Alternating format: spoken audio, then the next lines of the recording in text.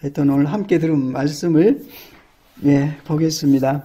오늘 제목은 주님께서 함께 일하시고 제자들이 말씀을 순종해서 나가서 복음을 전할 때에 그들이 스스로 한 게 아니라 주님께서 그들과 함께 하셔서 그들로 하여금 복음을 전할 수 있도록 말씀하시고 말하게 하시고 행동하게 하셔서 성령님의 순종해서 행할 때에 그 표적들이 드러나집니다. 회복이죠. 기적이 드러나고 표적이 드러나고 말씀이 선포될 때 듣는 사람 마음을 열어서 말씀이 들어가서 믿음으로 새롭게 하시고 생명되게 하시고 거룩하게 하시고 변화시키시고 이 역할을 하나님께서 하셨고 그 말씀입니다. 복음뿐만 아닙니다. 우리의 삶도 주님께서 함께 하시면서 나를 통해서 당신을 표현하고 계시는데 우리가 뭐를 따름이에요. 우리가 보지를 못하고 듣지를 못하고 깨닫지 못하니까 혼자 몸부림하는 거죠. 몸부림하고. 오늘 말씀을 통해서 그게 아니라 근본적으로 그리스도 안에서 너희를 창세전에 택하여 불러내실 때부터 하나님께서 나에 대한 계획을 다 갖고 우리 일생을 태어나게 하시고 진행시키시고 또 완성시키셔서 마지막에 변화된 우리 모습을 보고 기뻐하시는, 변화된 게 내 노력과 결단으로 되진 것이 아니라 하나님의 역사로 변화되어서 거듭난 새로운 피조물로 회복된 모습을 보고 착하고 충성된 종하시는 하나님께서 다 해놓으시고 새 언약을 아니까 이 말씀이 이해가 되졌어요. 하나님께서 하신 것에 대한 하나님의 통치 주권을 알게 되고 그로 말미암아 내가 회복되고 내 환경이 회복되고 이래서 마지막 하나님의 그 형상과 뜻으로 변화되어 있는 내 모습과 환경을 보면서 주님께서 하셨구나 하고 그게 뭡니까? 찬양입니다. 예배하고 주님의 통치 앞에 무릎 꿇고 감사드리고 이걸 기뻐하시는 거죠. 특히 기뻐하시는 분이 예수님이시죠. 주님의 핏값을 덧입어서 그 은혜로 내가 회복이 됐으니까 너가 정말 믿음으로 나의 뜻을 이뤘구나 하고 주님께서 기뻐하시는 그 모습을 생각을 해봅니다. 여기 이제 마가복음 맨 마지막 장 말씀을 가지고 풀어가겠습니다. 예수님께서 15장의 십자가에 못 박혀 돌아가십니다. 돌아가실 때 예수님의 제자들이 남자 제자도 있고 여자 제자들도 있습니다. 남자들은 뭐랄까 힘, 결단력, 어떤 에너지 이런 생각을 할 수 있는데 강할 때 잘 부서져요. 남자들은 요한 사도, 베드로 그 두 분 정도나 예수님 옆에 안떠나고 이렇게 두려운 마음으로 있는 그런 상황이었고 나머지 제자들은 아예 그냥 숨어버렸습니다. 너무 무섭죠. 전지전능한 그분이 항상 품 안에서 이끌고 다니면서 하나님의 영광 드러내시고 하나님의 말씀과 하나님 임재하신 그 자체를 보여주시니까 두려울 것이 없죠. 그런데 그분이 십자가에 못 박혀서 처형을 당하시는 그 모습을 보면서 공포심이 들었죠. 이제는 우리도 끝났구나.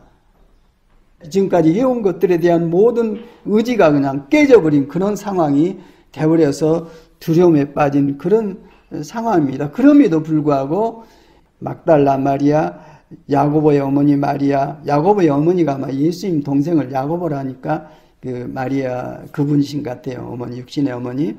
어머니도 당신의 몸으로 자식을 예수님을 낳았지만은 그러니까 예수님의 십자가 이후에 성령의 기름 부으심 전이었기 때문에 성령으로 말미암아 자식을 잉태해서 낳았지만은 예수님께서 사역을 하실 때 막 기적을 행하고 귀신을 쫓아내고 그러니까 네가 귀신의 두목이라 귀신이 쫓김을 당한다. 귀신의 두목을 힘입어서 귀신을 쫓아낸다. 그 말이 뭡니까? 저 아들이 미쳤다 하는 소리가 집에까지 들어가니까 이제 걱정돼가지고 아들을 잡으러 갔는데 혼자가 뭐하니까 있는 자식 다 데리고 가서 잡으러 거기까지 갔던 그 예수님의 어머니 마리아이셨습니다. 근데 결국 성령께서 임하심으로 말미암아 모든 하나님의 비밀을 알게 되고 그 생명 안에서 드디어 자유를 얻게 되고 정말 하나님의 영광을 아는 육신혼을 통해서 낳은 자식이 아니라 하나님 영광 자체이신 아들을 알고 아들을 믿는 믿음 안에서 그러한 여생을 사셨을 것입니다. 어쨌든 여자 제자들은 떠나지 않고 예수님께서 고난당하실 때 안 떠나고 옆에서 지켜보고 있었어요. 이 세 분들뿐만 아니라 많은 분들이 같이 무리를 지어서 떠나지 않고 예수님의 십자가 죽으심과 장사 지냄 또 부활 여기까지 다 이렇게 경험을 하는 역할을 했어요. 어쨌건 마가복음 16장 들어가면은 안식일이 지났을 때 그랬습니다. 안식일은 금요일 저녁부터 토요일 저녁까지입니다. 그래서 안식일 다음 일주일의 첫날 하면은 오늘 일요일이 첫날이에요. 그래서 안식일이 지났을 때에 막달라 마리아와 야고보의 어머니 마리아와 살로메는 가서 예수님의 그 시신에 발라드리려고 향품 또 향료를 사가지고 지금 거기를 간 겁니다. 그래서 일의 첫날 주일날 첫 새벽에 해가 막 돋은 때에 그 예수님께서 묻혀있는 무덤으로 갔습니다. 근데 그 무덤은 굴을 파가지고 밖에서 돌로 막아놨죠. 그 무덤으로 가니까 좀 걱정한 게 저 무거운 돌을 문을 어떻게 열 것인가 누가 열을 것인가 하고 가서 보니까 이미 열려져 있었습니다. 5절 보니까 그 여자들은 그 무덤 안으로 들어가서 보니까 웬 젊은 남자가 흰옷을 입고 무덤에 시신이 놓여있던 그 오른쪽에 앉아있는 것을 보고 몹시 놀랐다고 말해주고 있습니다. 흰옷 입은 남자는 누굽니까? 천사죠? 예, 천사입니다. 그분이 여자들에게 말을 했어요. 놀라지 마시오. 그대들은 십자가에 못 박힌 나사렛 사람 예수를 찾고 있지만 그는 살아나셨어. 그는 여기 계시지 않소. 천사가 그대들은 가서 그의 제자들과 베드로에 가서 전해라. 주님께서 갈릴리로 가실 테니까 그들에게 말씀하신 대로 거기에서 주님을 배우라고 그런 말씀을 전하라고 그렇게 말을 했습니다. 여기 이제 살아나셨다는 건 부활이죠. 부활은 죽음을 이긴 상태, 죽음을 넘어선 상태입니다. 바로 이게 하나님의 생명이죠. 영생입니다. 영생. 그래서 예수 믿고 생명을 얻는다는 것은 바로 영생을 얻는다는 거죠. 하나님의 생명을 모시고 그 생명으로 살아가는 삶이 믿는 자들의 삶입니다. 예. 천사가 그런 얘기를 하니까 무덤에서 뛰쳐나왔어요. 그들은 무덤에서 뛰쳐나와서 도망했다고 말해주고 있어요. 그러면서 그들은 벌벌 떨며 넋을 잃을 정도로 정말 충격을 받았습니다. 근데 그들은 무서워서 아무에게도 아무 말도 못하였다. 말을 잃어버렸어요. 사람이 얼마나 충격을 받아버렸는지. 가서 전해라 했는데 그것도 잊어버리고. 그런데 믿음의 사람이 있어요. 누굽니까? 7 귀신 들렸다가 고침받은 막달라 마리아입니다. 정말 주님을 사랑하고 주님의 말씀을 마음판에 새기고 살았던 참 충성스러운 제자 같아요.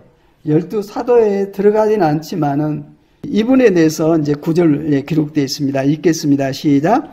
예수께서 일의 첫날 새벽에 살아나신 뒤에 맨 처음으로 막달라 마리아에게 나타나셨다. 마리아는 예수께서 7 귀신을 쫓아내주신 여자다. 마리아는 예수와 함께 지내던 사람들이 슬퍼하며 울고 있는 곳으로 가서 그들에게 이 소식을 전하였다. 그러나 그들은 예수가 살아 계시다는 것과 마리아가 예수를 목격했다는 말을 듣고서도 믿지 않았다. 그렇게 말해주고 있습니다. 예. 왜 믿지 않았을까요? 주님께서 그렇게 반복해서 말씀해 주셨고 베드로가 신앙 고백할 때도 너는 나를 누구라고 생각하냐니까 주는 그리스도시요 살아계신 하나님의 아들입니다. 아주 비밀 중에 비밀을 입으로 선포했는데 예수님께서 그 고백을 들으시고는 이건 네 머리에서 나온 것이 아니다. 내 아버지께서 그 말씀을 내게 주셔서 계시를 받아서 내게 한 고백이다 하면서 네 고백 위에다가 내 교회를 짓겠다고 그랬어요. 예. 그 신앙 위에다가 하나님의 거처 교회를 짓겠다고 말씀을 해 주셨습니다. 그러면서 예수님께서 이제 십자가에서 내가 너희를 거쳐 삼도록 하기 위해서는 너희의 죄를 처리를 해야 한다. 그러기 위해서는 내가 너희의 죄를 품고 십자가에서 죽어야 된다. 그리고 죽은 다음에 다시 3일 만에 살아날 것이라고 말씀을 하셨습니다. 그러니까 베드로가 뭐라고 그랬어요? 그럴 수 없습니다. 어떻게 십자가는 하나님의 저주가 임한 곳인데 어떻게 그 십자가를 진다 이 말입니까? 그럴 수 없습니까? 하고 달라들어서 따지니까 이 사탄아, 너는 하나님의 일을 생각하지 않냐고 사람의 일을 생각한다면 내 뒤로 물러가라고 그랬습니다. 거듭난 다음에는 전혀 달랐죠? 베드로 사도께서 사도행전 2장에서 설교를 하는데 보세요. 예수 그리스도를 정확하게 주는 그리스도요 살아계신 하나님의 아들입니다고 구약의 말씀을 인용해서 이 말씀이 이렇게 그리스도 안에서 이루어진 거라고 성령께서 임하신 사건에 대해서 설명을 할 정도로 이렇게 충만하게 열렸습니다. 그야말로 성령님을 통해서 하나님의 영의 세계가 열려버린 것입니다. 그래 거듭나기 전에는 천국을 못 봅니다. 예, 그러죠. 그러나 우리는 알죠? 좀 제대로 믿음으로 행하지는 못하고 있지만 그 천국이 어디 있습니까? 내 안에 있잖아요. 그분이 내 안에 계시니까 나를 통해서 모든 일을 관장해 가시고 이끌어 가시고 하나님 말씀 보니까 이게구나 하고 점점점 한두 개가 아니라 점점 퍼즐이 맞춰서 딱 보여주면서 이게 예수님 안에서 하나님께서 이루신 일이구나. 그래서 내 안에 계신 주님을 존귀하게 모시고 그 믿음으로 살고 있는 거죠. 그 전에는 예수님은 내 몸 밖에 계셨어요. 물론 전지전능하시고 무소부지하시죠. 그러나 그분이 그 어마어마한 영광의 하나님께서 내 안에 들어오셔서 임재하셔서 나를 거쳐 삼으시고 나를 통해서 당신의 뜻들을 행할 수 있도록 성령님을 통해서 가르치시고 깨닫게 하시고 순종하게 하시고 하나님의 나라의 일들을 말하고 전할 수 있도록 행할 수 있도록 은혜를 베풀어 주고 계시니 이 엄청난 기적, 이걸 어떻게 우리가 이해를 합니까? 참 안타깝고 또 나도 더 성장해야 되겠지만 이 부분을 이해를 하지 못하더라고요. 믿음 생활하면서 주님은 나하고 상관이 없어요. 부부로서 한 몸이고 머리 대신 주님께서 나를 통치하시고 목자 되셔서 범사의 모든 걸 이끌어가고 계신다는 것을 이 하나님의 주권을 알고 믿는 믿음이 진짜 믿음인데 주님을 믿고 주님께 기도하고 여러 가지 주님에 관한 일들을 하면서도 내 안에 임하신 주님을 이해를 하지 못하고 믿지를 못하고 그래서 주님과 분리된 생명, 하나님의 생명이 내게 임하셔서 그 생명으로 사는 믿음이 아니라 하나님은 내 밖에 계시고 나는 하나님과 분리되어서 믿음 없는 삶 얼마나 황량합니까? 얼마나 두렵고 얼마나 고통스럽고 얼마나 당황스럽고 그런 속에서 살아가는 모습들이 너무 많이 있어서 어쨌든 이 복음 새 언약이 우리 안에 이루어져서 말씀이 우리 생각과 마음에 새겨지시고 그 근거로 성령께서 내 안에 오셔서 말씀이신 성령께서 모든 하나님의 비밀들을 듣든지 성경을 열어서 보든지 깨닫게 하셔서 그 생명으로 살도록 하신 그 역사야말로 은혜 중에 은혜요. 정말 비밀 중에 비밀입니다.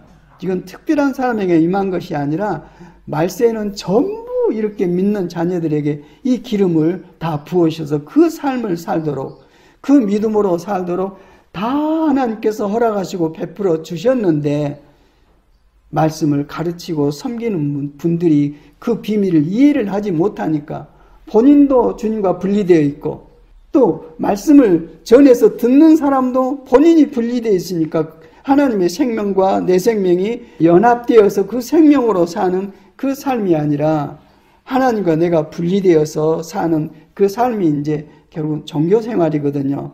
겉으로 행동으로 어떤 의식이나 표현이나 사는 걸 하며 살지만은 그 안에 기쁨과 안식과 생명과 평화와 빛과 영광과 권세가 전혀 임하지 못하고 그저 그냥 두려움 속에서 방황하며 살아가는 그런 삶을 살 수밖에 없는데 우리가 믿는 이 복음이 속히 확장이 되고 또 전해지고 생명이 흘러가거든요. 나를 믿는 자는 성경에 기록된 바와 같이 그의 배에서, 믿는 네 배에서 생수가 강물처럼 흘러날 것이다. 성령께서 그 안에서 배는 큰 힘이거든요. 확신이고 여기서부터 흘러나가서 세상으로 전해지고 그 생명으로 말미암아 하나님의 놀라운 나라가 회복되고 역사되는 그런 삶을 우리가 살아야 할 것입니다. 예, 내가 그렇게 살면 이 생명이 흘러가게 돼 있어요. 내 안에 생명이 없으면 아무리 흉내를 내려고 해도 아무리 허세를 떨어도 그 안에 있는 비어있는 것을 감출 수가 없습니다. 예. 제자들이 일단 여기 말씀에는 성령께서 아직 그들에게 임하시지 않았기 때문에 뭔 말을 해도 믿음이 안 들어와요. 성령님을 믿음의 영 그럽니다. 성령이 들어오시면 성령님 자신이 말씀이시며 생명이시기 때문에 믿음이 바로 내 안에 역사하시게 됩니다. 예. 이렇게 해서 막달라 마리아가 예수님을 뵙고 제자들에게, 그것도 제자들 중에 사도라고 표현해주고 있어요. 얼마나 대단하신 분들입니까? 말씀을 전했는데도 다른 말씀 보면은 네 말이 어처구니가 없다 이렇게 표현되어 있어요. 예수님 부활하셨고 부활하신 주님을 막달라 마리아가 보고 내가 부활하신 주님을 뵀다 하고 얘기를 하는데도 어처구니 없다고 제자들이 생각할 정도는 완전히 그 안에 믿음이 없는 상태였던 거죠. 예. 그래서 점점 주님께서 막달라 마리아에게 나타나시고 또 엠마오로 가는 두 제자에게 나타나셔서 보여주시고 그 다음에 또 이제 제자들이 모이는 곳으로 나타나세요. 예. 하나님의 일하시는 데는 질서가 있더라고요. 이렇게 해서. 예. 그래가지고 그 날이 지난 그 다음에 11제자가 음식을 먹을 때 예수님께서 드디어 나타나셨습니다. 그들에게 12제자인데 왜 11제자일까요? 가룟 유다는 예수님을 부인하고 믿지 못했기 때문에 팔아서 예수님을 십자가에 못 박히도록 유도하는 역할을 했죠. 그분도 믿음 안에 살려고 했던 분인데 인간적으로 주님을 파악을 했어요. 이렇게 하면은 주님께서 기적을 나타내시고 당신의 영광을 드러내실 것이다. 그런데 주님께서 십자가를 안 지시면 구원이 안 이루어져요. 역사 안에. 주님 그걸 당하셔야 하는데 그 일을 통해서 주님께서 십자가를 통해서 죽임을 당하시니까 이 사람이 이제 충격을 받아가지고 자기 하는 일에 대해서 내가 의인을 저렇게 고난 속에 집어넣었다.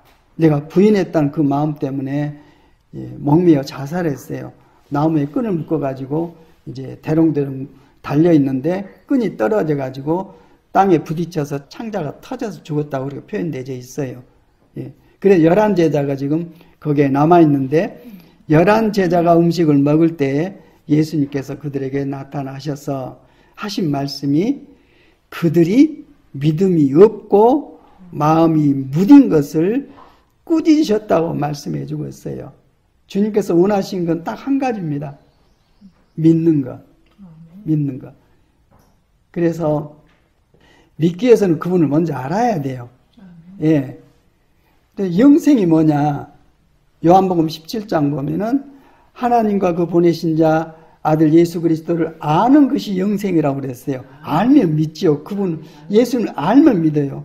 보니까 알게 되고 아니까 믿고 행동하게 되고 이러듯이 우리에게도 정말 주님을 진짜 알고 그분을 믿게 되고 경험이 되진다면은 우리의 삶이 완전 바꿔집니다. 그래서 온전한 믿음을 아브라함에게도 그랬죠. 나는 전능한 하나님이다. 너는 내 앞에서 완전한 믿음의 행동을 해라. 나를 믿어라. 믿음을 보여라. 그랬습니다. 모세도 주님께서 꾸중하신 게 뭐냐면 왜 너는 내 앞에서 믿음 없는 행동을 했냐. 그런 말씀을 하시거든요. 여기도 제자들에게 그들이 믿음이 없고 마음이 무딘 것을 꾸짖으셨다고 말씀해 주고 있어요. 하나님과 예수 그리스도를 아는 것이 영생이고 그 다음에 하나님의 일이 뭐냐? 하나님께서 보내신 자를 믿는 것이 하나님의 일이라고 그랬어요. 예수 믿으면 주님께서 믿음 안에서 일을 행하십니다. 그래서 믿음으로 하지 않는 모든 것이 죄라고 말씀해 주고 있어요. 하나님의 일은 하나님의 회복된 그 생명으로 행하는 것이 하나님의 일입니다. 세상으로 말미암아 죄로 말미암아 악해지고 더러워지고 질서가 무너진 내 손, 이 손으로 하나님께 제사를 드린다고 뭘 가지고 가면은 하나님 그걸 싫어하세요. 예수님 안에서 회복된 생명, 하나님의 자녀의 생명으로 아버지께서 자식을 주는 그것을 기뻐하시는 그 모습이지, 분리돼서 내 스스로 이게 하나님이 좋으시겠다고 작정하고 한 것에 대해서는 안 받으세요. 그러니까 마지막 심판 때 내가 주님의 이름으로 귀신을 쫓아내고 주님의 이름으로 모든 권능과 능력을 행하고 주님의 이름으로 이 어마어마한 일들을 했습니다 하고 그걸 가지고 하나님 앞에 내놓으니까 나는 너를 도무지 알지 못하니 이 불법을 행한 자야 내게서 떠나가라고 말씀하십니다. 어쨌든 주님께서 우리에게 원하시는 것은 믿음으로 행하는 것. 믿음으로 행하는 것은 그 근본이 예수님께서 내 안에 생명으로 계셔서 그 생명으로 행하는 것. 성령님을 통해 행하는 것. 성령님은 말씀을 행하게 하시니까 하나님 말씀 따라 행하는 것. 이 모든 능력과 기능과 역할들이 주님으로 말미암아 나타나집니다. 그래서 말씀을 내 마음과 생각에 새기고 성령께서 내 안에 임하셔서 그 말씀으로 살도록 새 언약을 이루셔서 예수님 안에 이루셔서 예수님이 그래서 새 언약의 중보자이시죠. 그걸 우리에게 주시려고 십자가에서 당신이 제물로 드려졌어요. 주님을 믿는 믿음 안에서 이 약속이 성령님을 통해서 우리 안에 실제로 이루어져 가지고 이제는 그 생명으로 사는, 성령을 좇아 살면 육신의 욕심을 이루지 아니한다. 성령을 좇아 살아라 이 말은 네가 노력해라 말은 실은 그 말이 아니에요. 하나님께서 나를 성령으로 말미암아 회복시켜 놓으시면 그 생명으로 내가 살게 된다. 그 말씀입니다. 그래서 제자들이 믿음이 없고 마음이 무딘 것을 꾸짖으셨다. 그렇게 말씀하시면서 그들이 당신이 살아난 것을 본 사람들의 말을 믿지 않았기 때문이라고 말씀해주고 있습니다. 그래서 이 말씀을 하신 다음에 이제는 예수님께서 당신을 나타내 주시니까 주님을 보고 주님을 보면 주님의 영광과 생명과 형상이 내게 그대로 기름 부어집니다. 주님을 보면 닮아가요. 세상을 보면 세상을 닮아가듯이 그리스도의 영광을 내가 보면 주님의 영광이 내게 임해서 그 점점 그 영광 안에서 내가 자라서 예수 그리스도의 장성한 분량이 충만한 모습으로 회복되어서 주님께서 하신 말씀이 이루어집니다. 그 말씀은 나를 믿는 사람은 나와 같은 일을 한다. 나와 같은 일을 할 뿐만 아니라 나보다도 큰 일도 한다고 말씀해주고 계십니다. 이건 주님께서 약속하신 것입니다. 내가 너를 통해서 이렇게 하겠다. 믿으면 그대로 됩니다. 우리에게 원한 것은 믿음이에요. 정말 말씀을 보면 볼수록 다 준비를 해놓으셨어요. 완벽하게 준비를 해놓으시고 믿으면 그대로 하나님께서 믿음대로 그 믿음 안에서 부어지는 것은 하나님 말씀입니다. 말씀을 이루셔서 각자에게 어떤 응답이 된 것 같지만 하나님의 시각을 보면 하나님의 뜻이 이루어지고 있는 거예요. 하나님 나라. 저주가 없고 죽음이 없고 어둠이 없고 생명과 빛과 영광과 존귀와 찬양으로 넘쳐난 하나님께서 세상을 창조할 때 그 기쁨으로 창조하셨거든요. 그걸 깨버렸는데 아들 오직 예수님 안에서 그 상황을 회복을 하셔서 우리 믿는 자로 하여금 그걸 누리고 살도록 하시니 이건 세상 무엇으로도 할 수가 없습니다. 하나님께서 아들 안에서 우리가 이 기업을 거저 누리게 되는데 은혜라고 그러고 선물이라고 그러고 말씀을 하십니다. 믿으면 그대로 막 주십니다. 근데 우리는 계산하죠. 이거 해주시면 이렇게 해주시겠다. 저거 좀 저렇게 해주시겠다. 이 차원이 아닙니다. 하나님의. 예. 그래서 제자들에게 이 영광을 보여주신 다음에 주님을 그 모습을 보고 말씀을 듣고 제자들이 기쁨이 충만했다고 그랬습니다. 그럴 때 예수님께서 15절에 너희는 온 세상에 나가서 만민에게 복음을 전파해라. 믿고 세례를 받는 사람은 구원을 얻을 것이요 믿지 않은 사람은 정죄를 받을 것이다. 오직 믿음으로 구원받잖아요. 예, 믿는 사람은 그냥 은혜로 생명이 부어지고 죄사함과 하나님의 성령의 임재하심과 성령님의 역사하심과 성령을 좇아 산 사람은 말씀을 좇아 삽니다. 말씀을 표현하고 살고 그러다 보니 나중에는 가만히 보면은 모든 언어가 내 생활 언어가 성경 말씀이에요. 그게 다 표현이 되져요. 꼭 기도하고 하나님을 생각할 때 표현하는 그런 말씀이 그 영적인 성경 말씀이 아니라 성령으로 말미암아 말씀이 내 안에 부어져서 생수같이 막 솟아나오면 일반 믿지 않은 사람들하고 얘기하는데 가만히 내가 한 얘기를 내가 들으면 성경 말씀을 얘기하고 있어요. 예. 누가 그러고 있는 거예요? 성령님께서요. 그 생활이 얼마나 복되고 누가 막을 수가 없어요. 하나님의 영광과 권세가 들어있기 때문에 생수가 막 세상으로 흘러가서 죽음에 있는 어둠에 있는 세상이 점점점 회복되는 역사가 이루어지고 제일 먼저 내게로부터 흘러나오기 때문에 본인은 또 얼마나 좀 담대하고 감격스럽고 풍요롭겠습니까? 너희는 온 세상에 나가서 만민에게 복음을 전파해라 하고 말씀을 하시면서 구원과 정죄, 심판에 대해서 말씀을 해주고 있습니다. 믿으라 이 말이죠. 너희가 믿고 그 믿음을 전해라. 그러면서 믿는 사람들에게는 표징들이 나온다. 증거가 나온다. 다시 말해서 그들은 내 이름으로 귀신을 쫓아내며 그랬습니다. 예수님 이름으로 하는 것이 믿음의 삶이죠. 모든 일에 주님의 이름으로 합니다. 근데 주님의 이름을 아무나 사용할 수가 없어요. 구약에 보면은 성경 건축을 하면서 하나님께서 내 이름을 두려고 성전을 건축했다. 이런 말씀을 하십니다. 지금의 성전은 누굽니까? 내가 성전이죠. 내가 성전이 되었으면은 내 안에 주님의 이름이 계십니다. 예. 주님의 이름이 계시기 때문에 내 안에 임하신 주님의 이름, 그 주님의 이름은 살아계세요.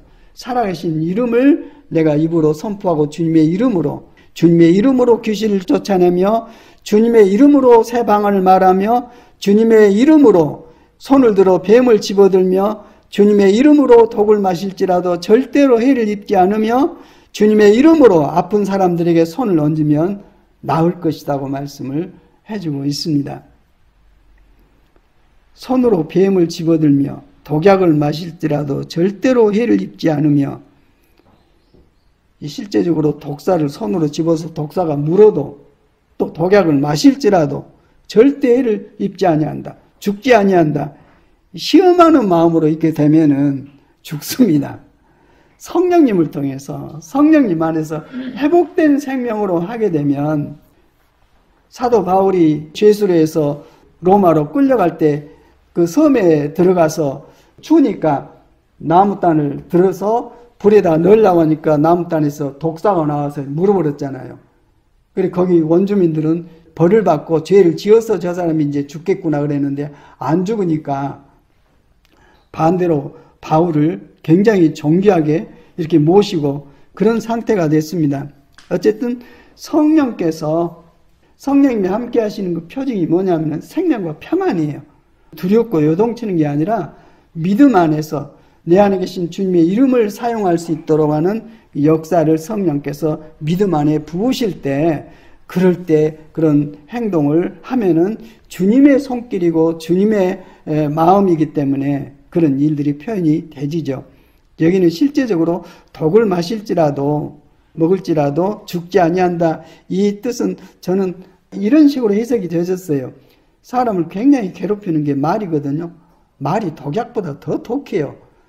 근데 성령님 안에서 회복되어 있으면 그 저주의 말을 듣고 내게 억울한 말하고 내게 공격으로 해온다 할지라도 옛날 같으면 네가 뭐냐고 달라들겠지만은 그렇지 않냐고 마실지라도 전혀 해를 입지 아니하며 오히려 그걸 당해서 그로 말미암아 하나님 살아계신 십자가의 사랑과 영광을 드러내는 그런 행동을 능히 할 수 있다는 것을 저도 모르게 그걸 겪으면서 이건 성령께서 이렇게 하시는구나. 누구 용서도 성령께서 하시고요.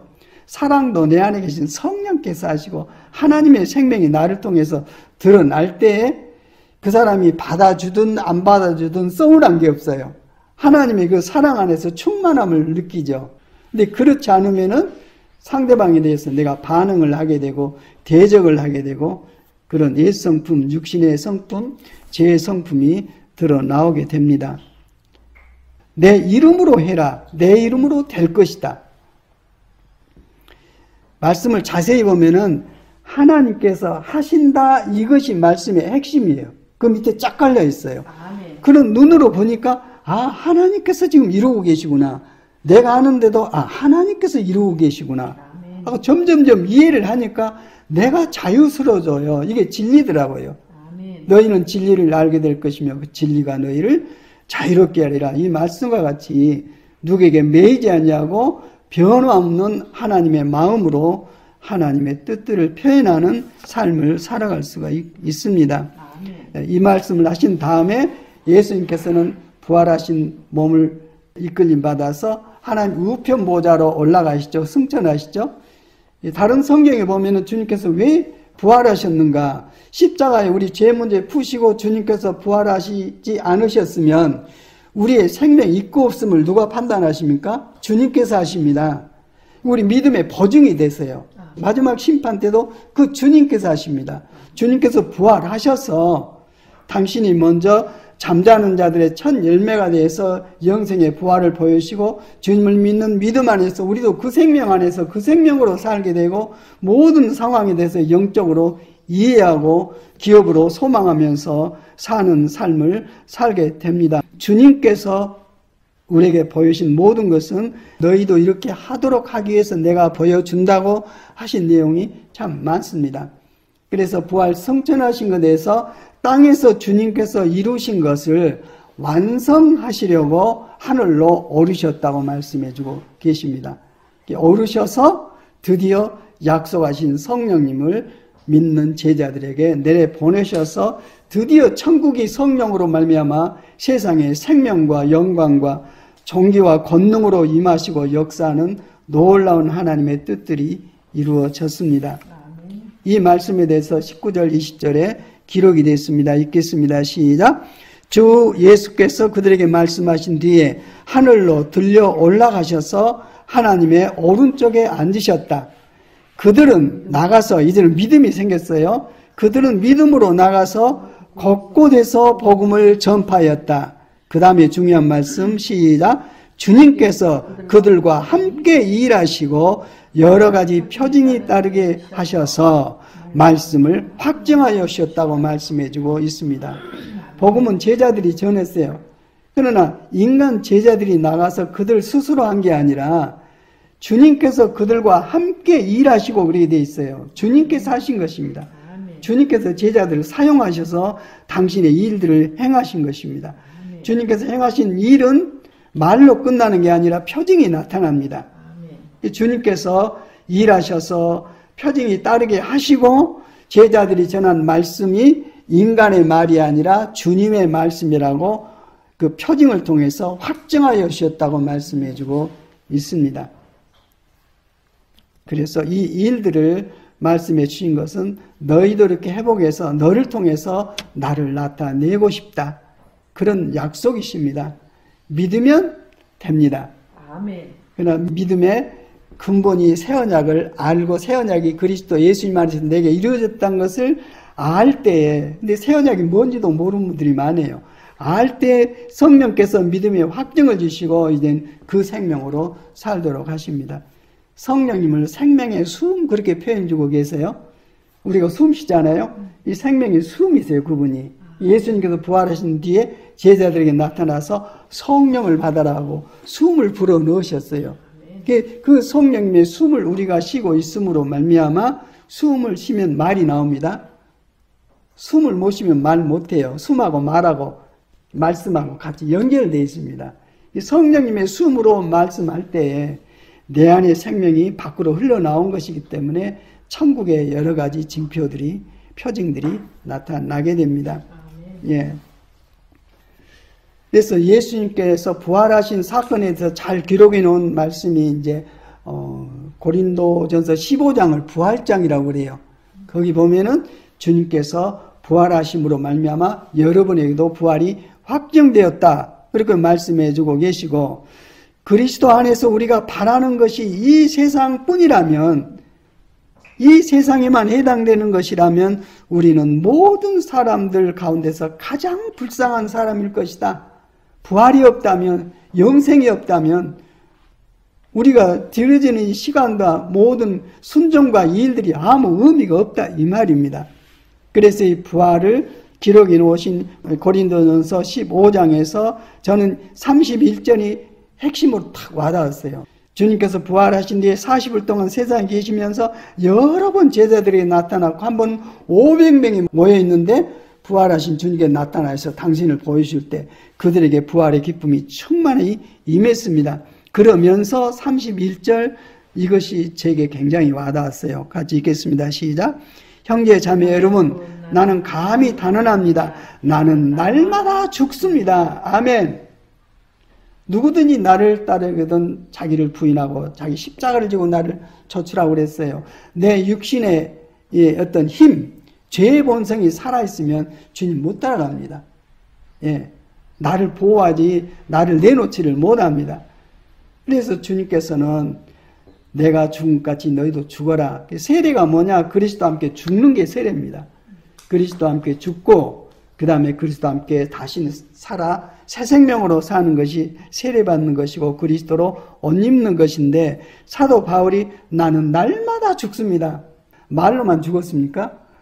바울의 그 서신서 보세요. 아주 처참합니다. 정말 죽음 상태 속에서 일생이 쭉 진행되면서 하나님의 말씀이 전해지고 있어요. 육신의 얘기가 아니라 하나님의 숨, 생명의 숨으로 말씀하신 성령님의 완전함을 표현하시기 위해서 하나님의 놀라운 이 일꾼을 통해서 육신은 죽도록 만들고 부인되어진 육신 안에서 하나님의 일들을 계속 전하고 말씀을 전해서 우리가 사도 바울을 통해서 전해진 하나님 말씀을 제일 많이 모시고 있습니다. 예. 우리가 믿음 안에 살려가면 고난이 있습니다.